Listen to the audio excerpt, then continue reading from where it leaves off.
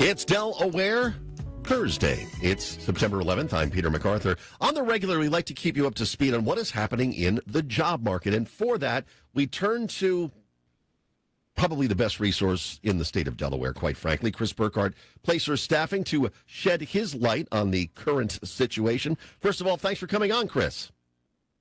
Pete, thanks for that setup, and no pressure on me now, that's for sure. You got to bring it today. You have no choice now. I'm going to bring it. Let's dive right in here. Let's talk about the Fed for a minute. They describe the current job market as curious, which in itself is kind of curious. And we've seen some signs of it softening this summer, obviously. Two things here. What's the latest on the job market? And address the recent downward revision of jobs by, some 900,000?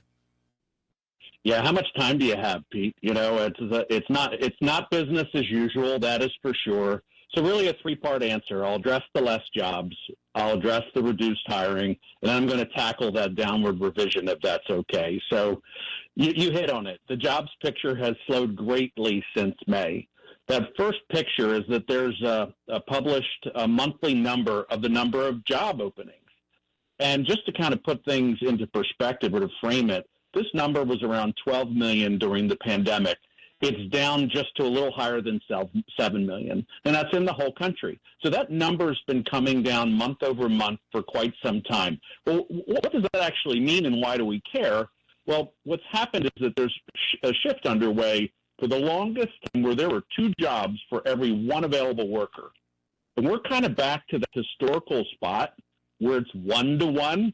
And I know if there are folks that are job seeking or recently got a job, I'm pretty sure they're shaking their head right now saying, that's exactly what I'm experiencing. It's very, very different. So just the number of jobs is lower. And of course, what has happened is that there are more people looking. So reduced hiring. August had 22,000 jobs created, much less than the 75,000 that were anticipated. And of course, lots of headlines have talked about how June was revised down, and each month has been revised down. What's really interesting is there's a shift in where jobs are happening. There was still job creation, but the old bellwethers of healthcare and social services are where it always seems to be, and they certainly led hiring. But there were declines in federal government, not a surprise. It's also a headline. But disappointingly, there were declines in manufacturing, construction, professional services, which were where we've had better months.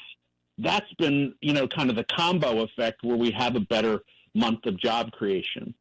Now, the third biggie, the 900,000, to be honest, I had to go dig and figure out what I thought might be going on.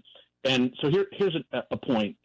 The real gist of this is that this revision happens every year.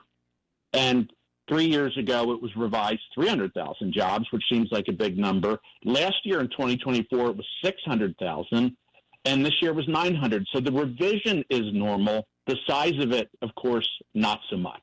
Yeah. We always like to take the microscope here and turn it back inward. In other words, as we bring the jobs picture here in Delaware, how are we doing in the state, Chris, and where do you see the areas that have the most opportunity for those who are looking for work right now? Again, I bet those that are going through it can probably give a better answer than me, but unemployment has gone up over the last few months. That's not a headline, but it has happened. And we have had just really rock-bottom low unemployment for quarters, if not years. So we're talking 4.1% versus last year, or 3.7%. That's as low as you can go. And we are lower than the average in the country. And we'll address that in a bit in another question. But, we're really just coming out of these years of really, really low unemployment where it's historically as low as it could be. 4.1%, if you look at it over the last 50 years, is, people would smile at that number. However, unemployment over the last 6 months has gone up. And I just think it's worth noting, we're a state of 1 million people with a workforce of 500,000. So last month, 600 more Delawareans are on unemployment. And I just think it's something to make note of and watch because we hadn't been adding to that roster, and we are just starting to see it. Now, what really impacts this is there are less jobs in really important categories in manufacturing and information technologies. These are like really critical jobs because they're good jobs. They're good paying careers and they change households.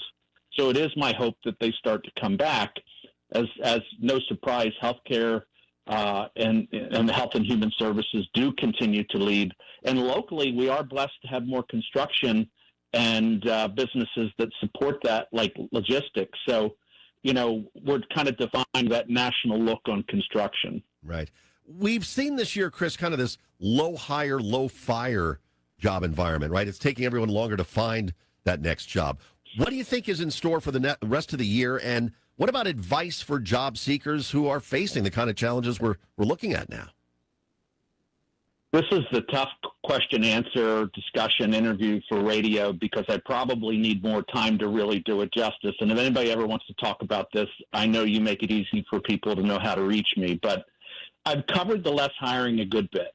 The less firing is going to surprise everybody because it did me until I really dug into it. Yeah. As we've talked about, unemployment has stayed low. It's up just one small percentage point nationally. But what's interesting is companies have been doing what's called labor hoarding, meaning companies are not laying off at a traditional rate. Hey, if you're laid off, then I don't want to be, I want to acknowledge how that feels. But if we're talking about statistics, we are lower than we've normally been. And I think the gist is if we stay with a low fire environment, our current job creation environment can kind of hang in there. But to the point of all these questions, if there's a continued shift or decline in the economy, it would not, if we go back to a traditional 1.3% of the workforce that gets laid off every month, very quickly we would start to see unemployment go up. I think that's just worth noting. That has not happened, of course.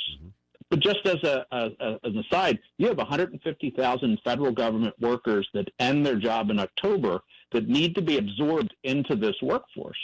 Now, the counter to that is public federal hiring freeze lifts in October, and I think you'll start to see some hiring back into the government. So, there's a lot of stuff going on, and it's easier to lay it out than it is to solve it. Yeah, certainly. Let's jump the fence to the other side of the equation here. Obviously, economic uncertainty on the horizon right now, and you have every manager, every business owner kind of focused on achieving goals, right, but also keeping costs in check. And your expertise lies in helping firms get the job done while keeping those labor costs in line, Chris. So how can companies effectively use flexible labor perhaps to accomplish this, and what would be your advice there? So, full disclosure, I am in the staffing industry. I'm a workforce solutions person. But this is the most altruistic advice I can give, Pete. I've watched businesses overhire to their payrolls over the last few years because this war for talent got so insatiable that they did whatever they could to fill their roles. Yeah. And now, we all seem to forget that what goes up comes down. So the world pre-pandemic used a lot of flexible workforce stuff. I'm talking freelancers, temps, outsourcing, all those things.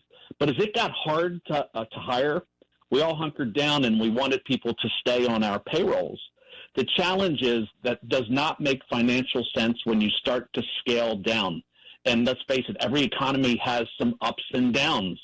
So I'm having conversations with businesses all the time about bringing back what they know to be right, which is, you want to have a balanced workforce plan where you're using all kinds of different talents and labors to get the job done, because more and more work has a beginning and an end. And if you hire great people with a role that has a beginning and an end, what do you do with them when that work ends? That's what we're facing right now. And, interesting challenge. There's that mindset. It's really hard to get people, so let's hold on to them. The economy turns. Businesses won't necessarily be able to do that. So, the world has stopped thinking that it's going to be hard to hire. And now we need to change again back to a strategy that is more normalized, just the ups and downs of the way the world worked before we all had the pandemic happen. Yeah.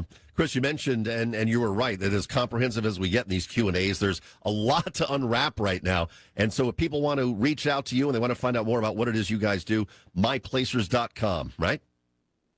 Yes, sir. Absolutely. And I appreciate you giving something so important the airtime, Pete. It says a lot about your program. I appreciate your help with it, Chris. Chris Burkhard, Placer Staffing in Newark, joining us here on Delaware. Thank you, too, for listening. We'll be back with more in just a couple of minutes. Stay with us. The call came in the middle of the night. Right away, I knew